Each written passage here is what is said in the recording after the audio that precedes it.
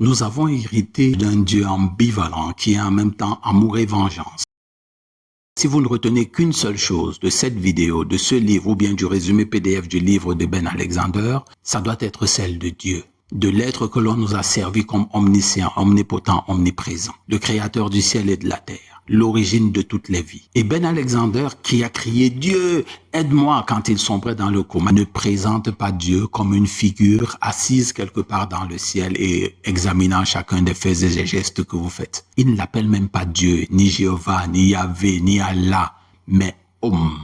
Parce que son expérience l'a amené à parler d'une réalité divine beaucoup plus difficile à représenter avec des mots. Dieu est entièrement présent dans chacune de ses particules, c'est-à-dire des particules de l'univers. Beaucoup, en fait, l'essentiel de ce que les hommes ont eu à dire sur Dieu et les mondes spirituels supérieurs a consisté à souhaiter les faire descendre à notre niveau plutôt que d'élever nos perceptions à leur niveau. Nous souillons avec nos descriptions imparfaites, leur nature véritablement grandiose. C'est magnifique, c'est libérateur. En Afrique, nous avons hérité d'un Dieu ambivalent qui est en même temps amour et vengeance. Un Dieu de rancune, assoiffé de sang et qui tue à tire-larigot. Un Dieu de joie que le comportement humain attriste, au point de réserver l'enfer dans l'après-vie pour certains, ou alors le génocide de 8 milliards d'humains à Armageddon par d'autres. Mais avons-nous personnellement examiné toutes ces élucubrations? Ou les avons-nous simplement reçues de nos parents, de nos enseignants religieux, des responsables de notre communauté ou bien de notre environnement? L'expérience de Ben Alexander